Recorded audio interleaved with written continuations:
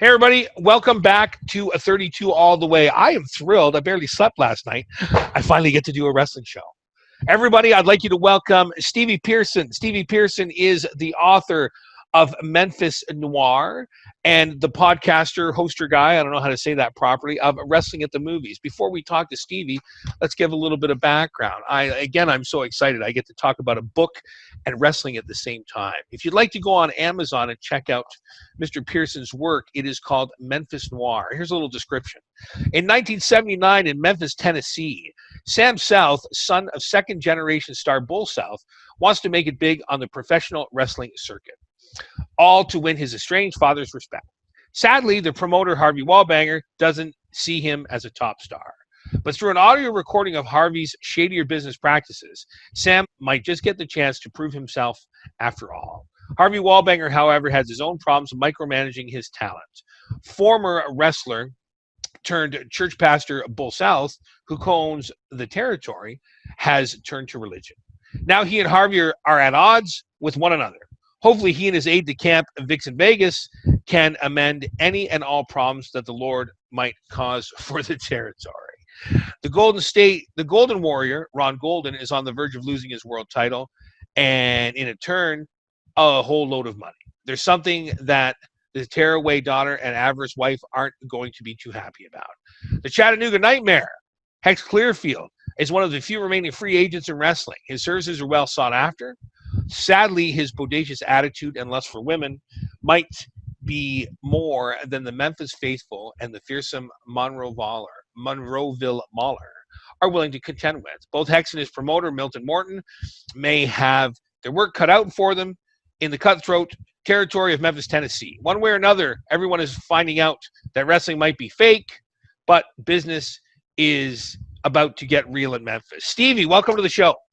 Thank you for having me. Wow, that's a hell of an intro. Thank you kindly. You know what? I just liked it's written, and I'm a big geek fan when it comes to wrestling, so I'm like, I'm going to hit the whole thing, and then we'll talk to him. We've decided to do this as a podcast because you are having some problems, so let's give, because I'm recording it anyway, let's give everybody the nice big shot of Memphis Noir. Here's your picture up on the screen. We'll leave that up while we're talking. The information's right on the top if anybody wants to do it. So let's start from the top. Why Memphis? Well, the whole plan for this book, Saga, is I'm intentionally plan to cover 10 books over the course of 10 separate territories, which will obviously mirror the 1980s rock and wrestle era. Okay. Obviously, which, as we know, whittled down to maybe 2 or 3 territories toward the end. So basically, the plan is to kind of have a sort of historical, fictional counterpart to the real happenstance, the real territories, and whittle it down to a few. And I just thought, well, I'm going to have to start somewhere. Didn't want to start with New York, which would obviously be the predominant one and the largest one. Kind of want to start on a smaller scale and then build up to the bigger territories as I went along. And I just thought, there's just something about Memphis wrestling that just always appealed to me. And I'm a big fan of the King and Jerry Lawler. And I just thought Memphis was just the best place to start. I don't know why. Something just clicked and I just thought, yep, let's go real in Memphis. And we'll just go from there. And that was my plan.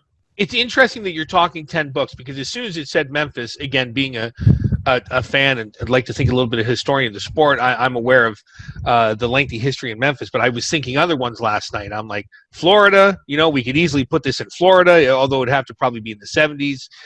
We could put it in Los Angeles. The actual territories, I hate to sound like an old timer. I'm only a little bit older than you from our discussion earlier today, but I don't think people understand this whole idea of the territories. And basically what we seem to have now is the big show rolls into town, the WWE, maybe, Ring of Honor, maybe TNA, or you get, the local kids putting on a show. Sure. I think I personally can't get enough of the territories. Listen to the Jim Cornette podcast and those guys. And it's just, is this more of a, I guess what I'm getting at, is this more of a the whole life, I guess I'm getting at. If we're talking the territories, I haven't had a chance to read yours yet, but I'm assuming, we're everything that we've mentioned in the write-up. That's why I wanted to read it. Like, we're talking about the families, not being happy about this. We're talking about the locals not being happy about this. Like, this was not something that came to town in Memphis. Like, Memphis was a big deal for well over 30 years. Sure. Well, for me, it's I'll tell you a quick little story. Okay. Subconsciously, when I was about 12 years old, I remember you'd watch wrestling on TV, but there was obviously no internet, and there was no real magazines about except, say, the APTA magazines, so like PWI. But Yes. they were always sort of kayfabe. And I remember in '92, they ran a piece on Jacques Rougeau's The Mountie, and the Mountie was obviously a heel on TV, and he had a shock stick and what have you. But this magazine, he'd sort of turned babyface in '92 so that they could draw money with a load of houses in the Montreal area, where Yes. I believe the Mountie was Another great territory I forgot about. That's the one. Yeah, Montreal was great in the days as well too. And I remember they had like a big 3-page spread on him and that, and a real interview and stuff. And they were really kind of going for the whole "he's a really good guy" sort of thing. And there was just a picture there with him and 2 children, basically. His two children. Like he had a baby in his arm and a kid next to him. And I remember being 12 years old, my brain couldn't process the fact that this man could be such a dastardly evil character on TV, but in the real world was actually had found a woman that he was just a regular guy who had a family and a wife and children. It's just I remember my little fan brain just couldn't process that, and it was just like, well, maybe this is a setup so he can get vengeance on someone later down the line or whatever. Yeah, it's just I kind of sort of at a young age I kind of looked at, well, who are these guys? What do they do? What do they do when they're not wrestling? What's their sort of lifestyle? What's their sort of situation? What's their background, etc. And I just wanted to write a sort of from that angle, basically. So it's like you get one character in a book and you sit and write, who is this guy? What's his background? Where do you go from him as a character? And that's where it all started from, really, with me. That's great. Now, since we're talking Memphis, and in the write-up you are talking father-son, are we mirroring Lawler and his boy? Are we mirroring superstar Bill Dundee and his boy? Kind of. Is there any of that coming on? Kind of. I remember watching a documentary Beyond the Mat years back, which is a very, very good documentary. And, Yeah. I remember sort of seeing the story of where you had Jake the Snake Roberts and his father, and they were really, really awkward and really strange for one another, and they had this real sort of odd, disconnected sort of vibe about them, and it just made me think about sort of if you read into it, there's a lot of times you'll get sort of second generation wrestlers, and they're really jarring at times with one another. Yes. And, or it's the opposite. You get sort of ones that idolize their father and idolize their parents, and it's such an awkward sort of angle to look at, because this isn't the sort of a 9-to-5 job, obviously. Especially back in them days, it was obviously a very private job and a very different job to what say a plumber did, or a teacher like yourself. So it wasn't a regular job, basically. And it's funny that you mentioned that, because I've had some people, I've read different things over the years where, like, the Malenkos say it was like their dad was in the CIA. Because and that sounds like a strange comparison, but you couldn't even you couldn't tell your best friend, you couldn't tell your girlfriend, like, my dad's not getting beat up, my dad's not an evil Russian. It was just like, and even sometimes a lot of the second generation and third generation stars will say, like, they weren't smartened up until they were well into their teens. No, you think that must have been crazy, though. Just to think totally. Especially in this day and age where people just think that, I don't want to go on a rant, but people just think they're allowed to know everything, or you can't tell anybody what to do. Like, can you imagine coming home and, your father's Bill Dundee? I don't know how people would process that. No, again, it always struck me as an odd thing, because you get things like the Hart family, and there was like 12 sort of siblings there, and it was a wrestling family.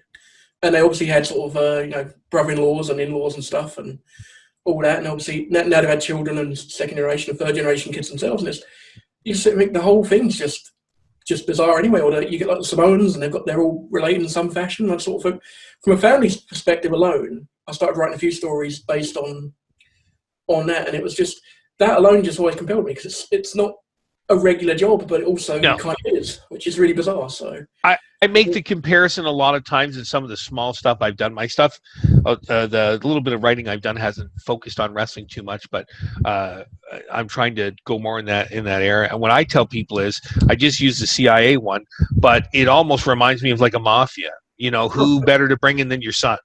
yeah, well, because usually your son's not going to turn on you. You'd like to think anyway. well, there's been some instances in the mob of that as well. But back in the Territory era, in some circles, it was known as the blue collar mafia. Yeah, and it's just I've never the blue collar mafia. I've never heard that before. I gotta look that up. It was known as the blue collar mafia at times, because obviously, wow. There was lesser money than, say, in other organised crimes, but the mob had an interest, especially in the New York era. Allegedly. Oh, absolutely. I don't wrestling in trouble, but allegedly, that was what was always alleged, was there was a connection there. So it was always known as the blue collar mafia. And you know what's really interesting that you bring that up again? Not to I did not have a huge career, so people don't go spend your time looking it up. But you can't believe how many of those guys show up at the matches and absolutely love it. Yeah. Just love watching the matches. Yeah, it's like in Japan, again, allegedly, so I don't want to get in trouble here, allegedly the Yakuza have had connections to professional wrestling over the years, and there's definitely enough connection there. And like I say, I'm a big Sopranos fan, huge Sopranos fan. Yeah, same here. I love it. It's the greatest show of all time, always was. Nothing's topped that for me yet. But again, I can sort of draw parallels from that, and I think at some points I kind of use that as a studying point for characters, because I'll be honest with you, I don't have any letters after my name. I'm not a massively educated man. I'm a regular guy. I'm just a working class man, basically, from London in the UK, Scotland originally, but kind of move about a bit. And it's just I understood and sort of studied characters from watching television, if I'm honest, more than actually reading books. So to get characters down, and obviously a character like Tony Soprano is massively complex and massively engrossing and massively conflicted at times, and you take that character and break it down to its brass roots, and that almost in a way for me becomes how I write characters. I break them down to grassroots and then figure them out, then rebuild them in my head from there. It's just, to me, it's massively interesting. Like I said, nice to talk to someone who supports my view. But again, it's just I don't want to keep going back to my experience. I only had a small little experience, but like the things that you see, the little bit that I saw with wrestling, like you were, it was almost like these guys, you see these guys in the beginning with the Sopranos, how, you've got to go through this and you've got to go through that and you get made. I was expected to carry people's bags. I was the chauffeurs. I spent one summer basically chauffeuring the bushwhackers around Southern Ontario. Oh, wow. Oh yeah. Yeah, I had a pre-funded business too, and I always liked hearing the older guys just tell stories. That was always mine. And that's what I was fascinated about. Yeah. I'd like to think I was smart enough to realize, you can't walk in and be a big shot, but I was just amazed sitting down and listening to it, and just the evolution over the years from the guys who were crisscrossing the world. You had your time in a territory, it was time to move on, to the guys who lasted into the pay-per-view eras. And the reason why I find it was interesting that you started with Memphis is this is probably the closest territory to being a national promotion that never really went national, because Bill Dundee never really left. No. Lawler went on and had his WWE deal. He had a little bit in the AWA, but these guys, Jimmy Valiant, some of they made their career in Memphis, and for a territory, 18 months, maybe 2 years, and then you had to move on a bit. Yeah. And then they brought you back in as a surprise. But that's why I found it really interesting that you did the Memphis one, because you're talking a whole series of books here. I think you could probably easily pull another 2-3 books just out of Memphis. Well, that's the thing. Next book, which should be out hopefully by the end of the year. I'm kind of working with an editor to turn my words from Stevie's to English. So, I'm kind of working on it, getting that done. Next book's set in Dallas, in Texas, obviously. Okay. And so I can kind of work I've bounced the two off quite well together. So yeah, I was gonna say you definitely have a crossover with the promotions going there. yeah. So it kind of works. I can bounce from Dallas and to Memphis easily in this book, and then after that I can sort of go every place. But the one blessed thing is, like you say, because they travel around a lot in them days, you can easily follow a character's entire career through sort of 7, 8, 9, 10 books. Oh yeah, something I'm looking forward to doing. So I have always found it absolutely fascinating that there has never been a big Hollywood style production of the Von Erichs, because you don't need to exaggerate anything in that story. No, they've there's a lot of tragedy there. But there's a ton of tragedy, to the point where I think a regular viewer would be like, enough, this didn't really happen. And you go back and look, I mean, Kevin's the only one alive out of 6 brothers. Well, it's always about this. When I tell people I've written a book and they ask what it's about, and I tell them wrestling, and they sort of look at me a bit sort of cross-eyed and go, "Why wrestling, Steve? You know, what made you want to know about wrestling?" And then you mention stories like the Von Erichs and their history and their tragedy and suicides and stuff, and then they kind of get it. They kind of thought, "Oh, okay, actually, there's some tales in this wrestling thing, so maybe he might be onto a winner here." You know, so. Do you think we could have the Von Erichs in this day of social media? I don't think they would have been able to run that empire longer than a year or two, because unfortunately those boys were severe, to be polite about it, were severely messed up.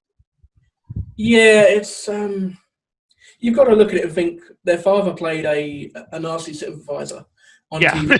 So that's bound to have a little bit of an effect on your psyche, I think. I mean, I'm no psychologist, but I reckon that's got to do some damage. But no, I think in some way it's the weirdest thing, because social media is one of the best and worst things to happen, I think, periodically in history, because just the spread of information you can get out there and the vast knowledge that can come back to you and go out to you is brilliant. But there's also a lot of clickbait, and there's also a lot of just, you know, BS, and there's also a lot of people that are just doing things for self-interest. Well, see, kind of hits the same vibe, I find, sadly. I was going to say, I think in those areas, Fritz Von Erich would have excelled in clickbaiting his sons, because I mean, there's, you know, people still are appalled years later that, you know, he had what was the big one? He had the heart attack angle, where, you know, if the house went down, he was terribly sick, but if the house money went up, then he was getting better. And it's just their story. I like I said, I've read it a couple times, and I'm sure you're aware of the Dark Side of the Ring series in Canada. Yes. Just some of those. Again, it's played up for TV, but the Von Erich one, you know, they didn't have to add too much to that story. No. Not one of those boys, including Kevin, who somehow overcame it, not one of those boys thought they could live up to Fritz's idealized version of what the perfect family should be. And then we get a further extension of Von Erichs now with the younger Von Erichs, his children that are now active. You know what? They seem to be doing really well. They seem to avoid the pitfalls. I don't get to see a lot of MLW in Canada. I do see it occasionally on the internet. I've tried to download a couple things, but they made it very clear that they wanted to carry on a certain type of legacy, and that going to the WWE just wasn't going to make sense at this time. No, well, we're getting to that stage now with the modern wrestling where you don't need to go to the WWF right away. Basically, you can, you know, you can make your bones elsewhere and go in at a later period. And we're getting to the stage now where there's so much talent about anyway that there's such a vast array of talent around that anyone can just work anywhere now and get their stuff out there. I think it's an interesting theory, because to me, what I would always try and explain to people was the WWE, the WWF, the WWF, whatever you want to call it, was usually the pinnacle of your career. Sure. Right? You had done the territories, maybe you had gone to Japan, maybe you'd hit up wherever, and then you went and you had your big money feud with Bruno Sammartino. Sure. Or you know, they tagged you up. I don't think those guys were ever meant to stay around as long as they did. And I mean, like, I was thinking about, there's a pay-per-view on tonight, and the title match is Dolph Ziggler and Drew, what's his name now? They changed his name. The guy who's the champ, Drew Galloway? Drew McIntyre. Drew McIntyre, sorry. Ziggler's been there for almost 15 years. Yeah, it's the worst. And that was unheard of. And I like Ziggler. Like, I'm not knocking Ziggler, but like he's been there almost 15 years. Like this was not, you ran in, you had your money shots. Maybe they brought you back to continue on the feud, and then you gave the next guy coming up the star treatment, or the rub as they call it, and then that was it. Maybe you were back here and there, but it's just it's run on a totally different dynamic now. Yeah, it's hard to put into words. I kind of liked it when guys moved around, to be honest. It's like it kept everything nice and fresh. My all-time favorite era is just before the Monday Night Wars, when things were starting to heat up. Yeah. Just before everybody had the internet, when you had to turn your TV on and you'd be like, oh my God, this guy's in the WWE. Oh my God, this guy's. I used to love that. Yeah, because you could tune in. You didn't know who was going to go where. You didn't know what was going to happen. No, and I don't mind seeing some of the spoilers on TV, but for example, a couple of years ago, when they let Bray Wyatt win the title the first time, it was written in stone that he was winning the title solely for Orton to defeat him at WrestleMania. So what was the point of caring about those 2-3 months? Yeah, that's always something that's always annoyed me. Is I don't know if it's just because things leak on the internet or because they get a bit formulaic with their storytelling, so you can kind of tell which way it's going to go. But sometimes it just sort of, when a guy gets the big coronation, you sort of think, is this the change in the guard, or is this just another guy? Which is always kind of annoyed me. But I think with all these other companies, with things like AEW turning up, hopefully they can get them out of their comfort zone a little bit and make them, a little bit less predictable, I think. Do you like it, AEW? I do and I don't. There's a lot of stuff I like. There's a lot of stuff I don't like there, but it's a growing thing, isn't it? So it still feels like they're still trying to find their feet a little bit. So absolutely. It's hard to watch the company growing, if I'm honest.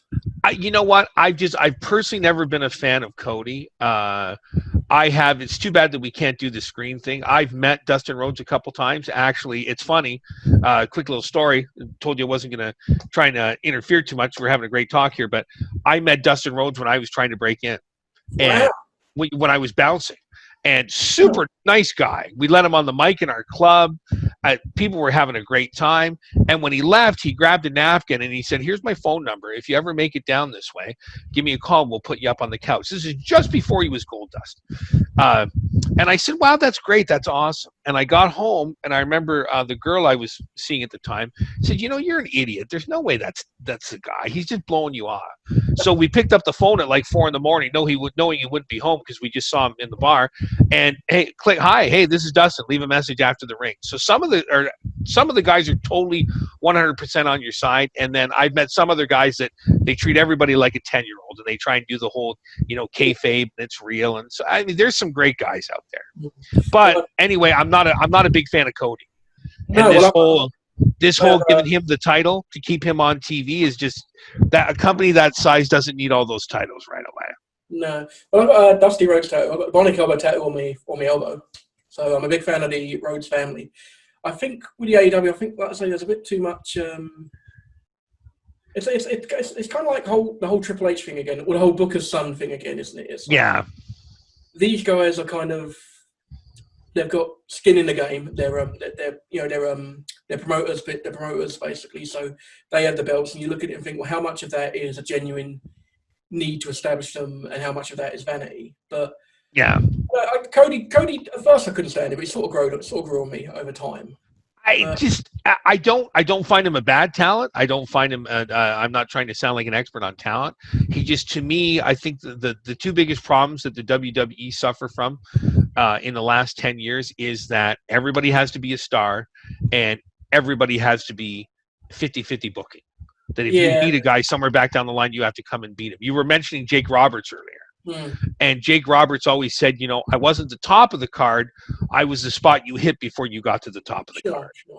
And it just, that seems to be so far removed that, up until probably 95, I could tell you every world champion in the AWA, in the NWA, in the WWE. I couldn't tell you the guys in the last year because the belts change hands every 6 weeks.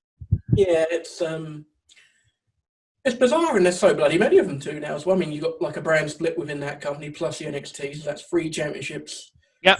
there's 3 world titles there, and then you've got all the others to follow as well. It's hard to keep up, I find. I Do don't you know watch how any NXT? Or sorry, not NXT. Do you watch any TNA over there? We try to.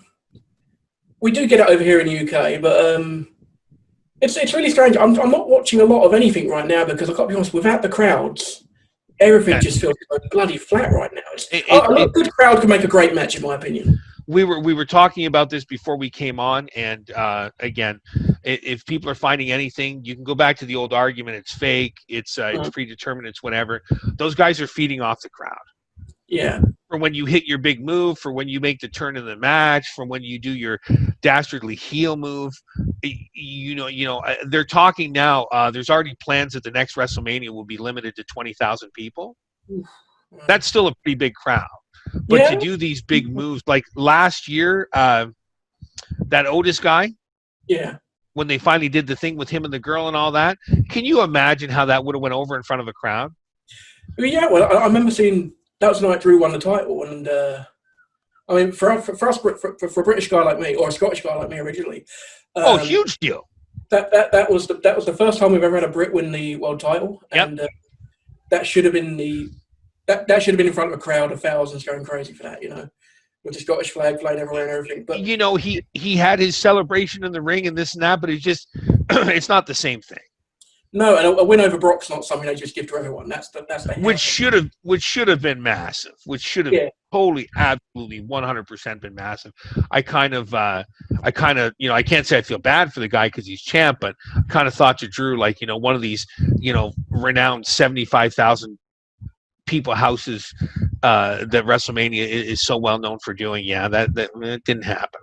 No, it's such a shame, but. Let's talk about your podcast for a little bit. Let's move on to there because, like I told you earlier, I don't want to get in a tangent because I'll take up your whole day and use up all the space in my computer. Let's talk about wrestling at the movies. Why is that the title? Is that working in some kind of inference? Are we only talking about movies and wrestling? Are we talking about both? Well, me and my co-host Elliot, we basically noticed that there was a lot of times wrestlers would do movies or there'd be wrestling movies. They weren't always good, but they sort of had a certain compelling. We're both film fans, we're both big film fanatics, and we're both wrestling fans. I thought, well, if we combine the two, we might just get something out of it. Initially, we started doing it straight, but I'm a former stand-up comedian myself, and he's a very funny young man, so we just kind of went with the comedy aspect because some of these films are very difficult to take serious. We just reviewed a movie called Firepower, starring the Ultimate Warrior from 1993. Oh, so terrible. It is a bad. Terrible. It's a bafflingly bad movie. We'll have that uploaded in the next few days. But my lord. So we just started doing them, and obviously Hulk Hogan's never really had a good acting movie. He's come on. Well, he was robbed of the Academy Award multiple times. Oh well, yeah. I guess Santa with Muscles should have easily been, that should have got an Oscar at least, I can't lie. I've probably seen No Holds Barred about 9 or 10 times. Well, the other ones I've sat through maybe once just to say, okay, I watched them. Yeah, I remember the funniest one in that was you have Stan Hansen turn up. It's the kids' film, No Holds Barred, because it's obviously tallying into the 1998 the WF at the time, and you have like a bit there with Stan Hansen sort of. You've got two executives taking a toilet break. He goes and laughs at their junk, and they both sort of foul themselves. Sorry, go ahead. It's just full of so many weird out there little bits like that you think, well, how can you not watch that and be entertained? You know what? Hogan himself has become such a cultural icon and such a big deal. It's horrible that he's tarnished his legacy. In the last couple of years. That's a whole other story. But I if a Hogan movie's on, I'll stop and watch it. Yeah. Thunder in Paradise, I blew off many a Saturday afternoon watching back-to-back episodes of Thunder in Paradise because I had nothing better to do. Well, if there's a Hogan movie on, I'll watch it. I'll review it. Yeah. Like video on it, and we will scratch our heads and laugh at so silly at the absurdity there is. Are you aware of Kayfabe, the movie? Yes, documentary style movie, wasn't it? Love it. There's one I've watched repeated times. Yeah, that's Repeated times. outside of a wrestling audience that must leave people shaking their head. But as a wrestling fan, I'm watching it and I'm loving it. Damn, I watched that with a girlfriend of mine once, and she was bored, completely senseless by the end. But I was completely glued to the set. I loved it. It's got a little too much inside references, but just the guy who's got to bleed in every match, the guy who's totally useless, the guy who thinks he has to go over all the time, the guy who can't get over at all, and the two main guys. I'm not going to say I'm friends with them, but I've met them on occasion. They're actually really good guys. The guy who plays Randy, and then the guy who plays the trainer and Marco Payne. Oh, brilliant! Okay. Are long time independent wrestlers in Canada, and there's been, I don't know about worldwide, but they've been asked repeatedly to do some kind of sequel to it, because they pretty well tell you at the end of the movie that the promotion is gonna start up again. I love. Any other favorites on that small little list? Well, obviously the wrestlers, the crown jewel of the wrestling. Oh yeah, by far. I think there's I'm trying to think what it was actually. The old one from the 70s, the wrestler with Ed Asner and all the AWA guys. I've got that to watch. I've not seen it yet. I want to give that a good review because obviously it's AWA and there's not. AWA is the one that gets overlooked, I find, as well in history. You don't hear much about AWA these days. Not anymore. It was a huge deal when it was when it was around. But I mean, this will tell you how old the movie is. In the credits, it says introducing Ric Flair. Exactly. Yeah. So that's how old that one is. It's great from a historical perspective, but it's just they never drop the pretense that wrestling isn't real. But then they show you a whole bunch of behind the scenes stuff, so you're kind of like, I don't know, type of thing. But is that mainly what you're dealing with in the podcast? You're looking at movies from that end, or are you talking pay-per-views, angles, that kind of stuff? We tend to sort of want to throw as much against the wall as we can, see what we enjoy. I think the worst thing you can do with any kind of podcast or any kind of interview or anything like that at all, or any creative endeavor at all, is not enjoy it, basically. And I think if you're doing these things that's just formulaic, then it shows and it's just terrible. Because I've heard, I don't name anyone, but I've heard a lot of podcasts where people are just watching something and they haven't enjoyed what they're doing, and it just comes across as so entirely flat. I can't stand it. But me and my friend Elliot, he's full of energy, so we tend to bounce off well against each other, and we both enjoy what we're doing. So as long as we're enjoying it, we'll keep going.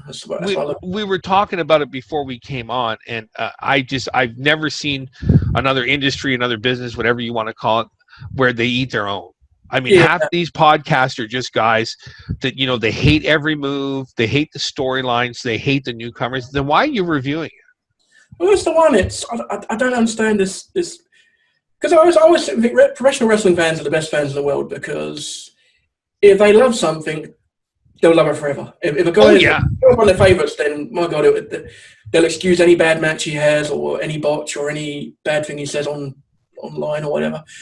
But if they don't like something, then God help it, they'll just bury it. So it's like it's getting your stuff out. It's getting stuff out that's good, and pardon me for tooting my own horn, but I know I like to think my writing's good. I like to think my wrestling noir stuff is quite good, and I enjoy doing the podcast as well, and I like to think that's quite good. And I haven't had any real terrible, minus 5-star reviews yet, so I guess I'm onto something there with it all. But no, it seems to have gone over well. We're looking to order it this afternoon. I wanted to do it beforehand, but we had already done the thing to do the talk, and I'm like, it's a book, it's about wrestling. I got to buy it. There's no two ways around it. It's amazing. You bought mine, which I told you earlier. I appreciate. You'll see when you get into it.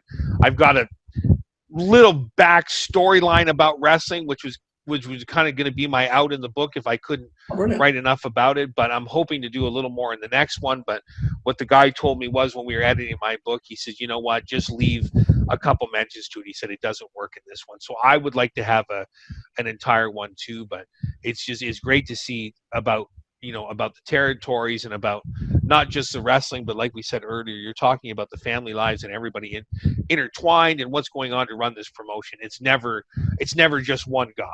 No. It's an ensemble piece. That's my thing. It's a reviewer claimed that he actually coined the phrase like Game of Thrones with pile drivers. And That's nice. I love that phrase. I've got to be. I should get on a t-shirt. I absolutely love that phrase. That's nice. I like that. Wonderful soundbite that I use all the time now. Again, I think it's for people who don't get it. I've made no apologies about it. Been a hardcore fan for well over 30 years. I make no apologies about it. You know, people watch their soap operas, watch whatever, but I've basically just gone down to the line. I'm a big punk fan as well. Sure. The late 70s, early 80s stuff, and I just every now and then I'll throw on a song, and my wife will look at me and kind of look at me cross-eyed. I'm like, hey, if you don't get it, you don't get it. It's the same way. I view my wrestling. If you dig it, cool. If you don't, I don't feel the need to have to explain it to you. No, it's I just sort of think whether people like it or not, I don't care. I'm having a blast. I always have. I've been enjoying this since the age of 11. I'm not slowing down. I love it. You know, it might not be what it was years ago, but I still dig it. I'm still aware of it. If other people don't like it, that's on them. They're the ones missing out, as far as I'm concerned.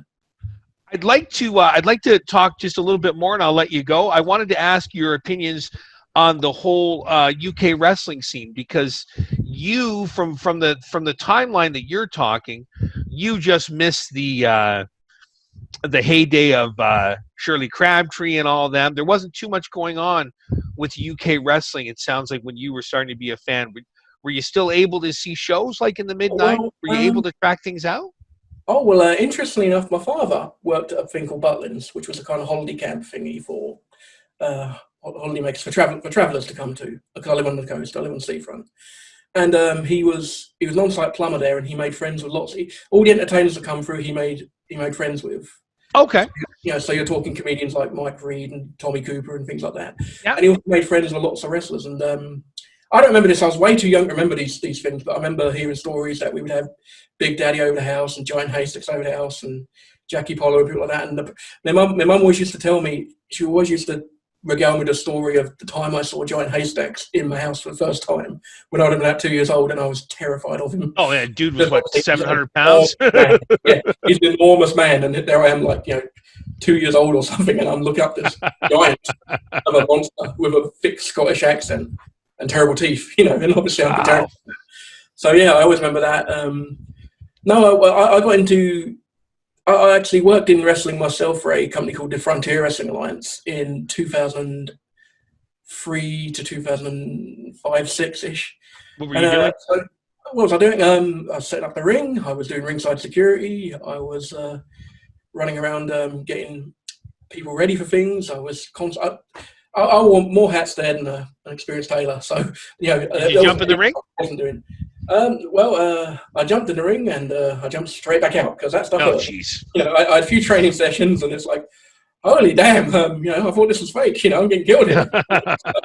It was like Fight Club or something back then. So, yeah. Well, the English are notorious for being very good stretchers and hitting very stiff. Oh yeah, God, it's like being on a torture rack or something for real. So anyone that ever owned a pair of boots and got anywhere with this business, you've got my respect. Like I said, the English stuff from that period, Tiger Conway, the 70s stuff, all those guys, those were good. There wasn't very much showmanship in their wrestling. And I used to love the old, I'm sure you guys, I don't have to tell you about it. It was in your country, but the old World of Sport. Yeah, sure. And some of those matches it's worlds removed of what you see now. Like those guys, there wasn't a move where those guys could have broken your knee or shattered your elbow, and that was the stuff I really loved. I've learned to adapt to the other stuff too, but yeah, just it kind of faded out there in the 90s. And then we were talking earlier before we came on. Some of my favorite stuff right now is the NXT UK stuff. Those guys are amazing. Oh God, there's so much good wrestling around now. It's amazing. Anyone's just not happy as hell, right now. It's amazing people criticize it so much because there's so much quality about. It truly baffles me. But that's the UK stuff. Yeah, I've not had the pleasure of seeing it live yet, which is something I definitely want to do. When everything picks up again after the COVID stuff. So that's definitely on my to-do list. is to go to NXT UK shows. I've been to a lot of Progress shows, which are very similar to NXT and feature a lot of their talent. And I mean, that's a really, really good live experience to watch. Actually, have you been to any of the Progress ones where they co-promote with Evolve? Because I'm loving the Evolve stuff right now. No, I haven't seen any of the Evolve stuff, but I remember that they take place in Camden, which is a really, really vibrant, really colourful part of London, and full of music, and just, you know, you've got punk rockers walking around next to businessmen, and no one bats an eyelid. So the Evolve is some of my favorite stuff right now. Basically, anybody that they're bringing through NXT UK or they're bringing through NXT. Sorry, 1 second. Seems to be coming through Evolve. They've got some great shooters over there. They've got some great workers, and again, like you were saying, you know. Obviously, people are watching the WWE product because, you know, he's on TV twice a week, but there's great stuff out there to look for. You don't need 15,000 people at a show to see some good wrestling. No, not these days. There's so much out there to watch. I don't. If you were trying to sort of get the weekly wrestling on TV, I think you're looking at maybe 13 hours there. If you try to take. Oh yeah, easy. I don't have 13 hours a week free. You know, so, no. You know, so. Not with the writing I'm doing as well, you know. So there was a time, and I'm sure you had this time as well. There was a time where I didn't miss any of it. No, God, I would sooner lose a limb than miss an episode of Superstars back in the day. One of my first jobs when I was old enough to stand behind the bar was as a bartender at a local Ramada, and the one and only reason I got that job was because my buddy's father worked there and they had a satellite, and I spent all day watching the USWA, the ICCW from Boston, the AWA when it was still on. I got that job solely so I could watch wrestling. Well, I'll tell you, I was a tape trading fanatic back in the day. Yeah. And so many times a box of tapes would turn up at my house, and my parents would assume, it's pre-internet, my parents would assume it was pornography. And they'd sort of, you know, they wouldn't believe that I'd be buying like a big stack of videotapes of professional wrestling around the world. Yeah. And I remember parents coming in one time and I had an ECW tape on, and you had what's the name, Kimona, one of the Oriental girl doing the strip. And I remember thinking, no, can't, no, it's wrestling, Mum, it's wrestling. What? I remember getting so much. It got a little titillating there in the 90s. I know there was some pay-per-views that I watched. You know, hey, you know, you don't turn, you know, I mean, maybe you weren't totally watching the pay-per-view for those matches, but you didn't turn your head away either when they were doing the silly, you know, bra and panties or wrestling in the mud or whatever. Are you familiar with Congo Khan? Yeah. From TNA? Yeah. I just wanted to give him a quick little boost here. I know this is your podcast. Super good guy. He got his break in Niagara Falls from a friend of mine who is the local promoter. They do shows under the banner of Neo Pro Wrestling, and Steve is one of the nicest guys in the world. He's actually I don't know if he's still on TNA. I don't know if his run in TNA is done yet, but he basically got his breakdown here, and he was one of the few guys. Him and Ty Dillinger. Oh right, yeah. Ty Dillinger was actually trained by Jesse Scott, who's the guy who owns Neo Pro Wrestling. I didn't get to go, but my buddies all went to the NXT in Toronto about 2 years ago when it was Ty Dillinger versus Bobby Roode. Sure. And you can see my friend Jesse in the crowd, and he's beaming like a proud parent, just watching them all hit their matches. And Jesse had a fairly decent career. He got a chance to go to Japan and do some other things too, I'm pretty sure. He actually, if you go, it sounds like I'm making a plug for Jesse now. If you go and you watch the Dark Side of the Ring documentaries, sure, yeah. The guy playing D'Lo Brown and all those is my buddy Jesse Scott. Oh wow, that's crazy. Yeah. They're all local thing, and I didn't even realize it. It was another friend of mine who was actually their sound man, a buddy of mine named Lee Beaupre, who said, you know, that's Jesse, right? And I'm like, no. And he's like, yeah. So it's cool how they still kind of get those jobs based on wrestling. Well, I'll tell you one thing. A day don't go by when I'm on the Twitter where I don't see a picture of some guy, a screen cap of, say, ECW from 20 years ago or WWE from 20 years ago, and you'll see someone in the crowd who's now a big star. So Oh, you It's know, always there, isn't it? It's always there. There's always that, off chance possibility. You never know. When you go to a wrestling show, you never know who you're going to talk to. there's famous clips of Edge sitting in the couple of front rows for Ultimate Warrior versus Hogan. There you go. Yeah. And there is probably the most famous one would probably be Mick Foley sitting in the front row. I can't remember if it's Don Morocco and Bob Backlund or if it's Don Morocco and Jimmy Snuka. I think it's Snuka and Don Morocco, is it? Yeah, it's the cage bump he always talks about, isn't it? So. Yeah, there's and Foley talks about it all the time, like he's a geeky 18-year-old kid sitting in the front of the ring. Yeah, it's like you never know. Whenever I go to wrestling shows, I'm always really chatty and really friendly to people because you just never know if they're gonna be a big star 5 years down the line. It never does. It amazes me now when you go back and watch them, and you'll see like when they have the skits, one of them will be a police officer, or when they did, I think it was Batista. Actually, I think it was in the UK when Batista came out in the big Rolls Royce that year. Oh right, yeah. One of the guys dressed up as a gangster is actually CM Punk. Oh yeah, that's right. Yeah. But nobody knew who he was at the time. At least I didn't know who he was at the time. So I always find it fascinating when you go back and you see that kind of stuff. No, that's the segue off wrestling briefly. I remember being at a convention 20 years back, and you had Robert Kirkman, the Walking Dead fame there. Okay. And I remember he'd written about maybe 15 episodes of the Walking Dead comic book of the Walking Dead. He'd had 15 maybe comics. I remember talking to him, and I remember just saying, "Do you really think this has got legs? Because how long can you keep going for this Walking Dead thing for? How long can you go with zombies for to realistically, to be realistic here?" And he looked kind of hurt by that, and I think, I guess the joke's on me now because obviously Walking Dead's a massive franchise. So that's funny. Yeah, if people are going to buy it, they can always get their way around it. You know what I mean? They can come up with another storyline. They can put somebody else in. Mr. Pearson, I so thank you for your time. I hope we get to do this again. I told you I was going to kind of keep it to a half an hour, but we've blown past that. I don't want to take your whole day.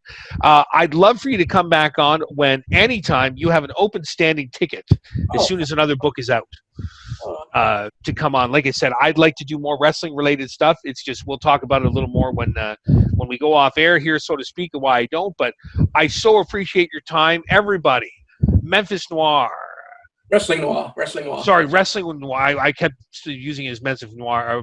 I'll have to go back and change that. Wrestling Noir, real in Memphis. Everybody should check it out. The behind the scenes, the grimy, good old bad days, I guess we could call it, of the territories. Well, I liked them, and I hope people who read the book like them too. So, but I would say there's no bad days there. I love them. Should we go anywhere else besides Amazon to find your work? Do you have a direct website or anything I can link up when we put this up? I've got a direct website at www.wrestlingnoir.com. That's www. That one I have seen. Yes. Yep. I'm on the Twitter, obviously. So that's I think that's thy Steve Pearson. That's TH. Yes. Someone beat me to the. So yeah, I'm on the Twitter. Don't do much on Instagram. I'm on there somewhere as Wrestling Noir, I think. So yeah, I have seen you pop up. I have seen you pop up on Instagram, so you are there. Not as much as a presence as I've seen you in other places, but you do have you are there.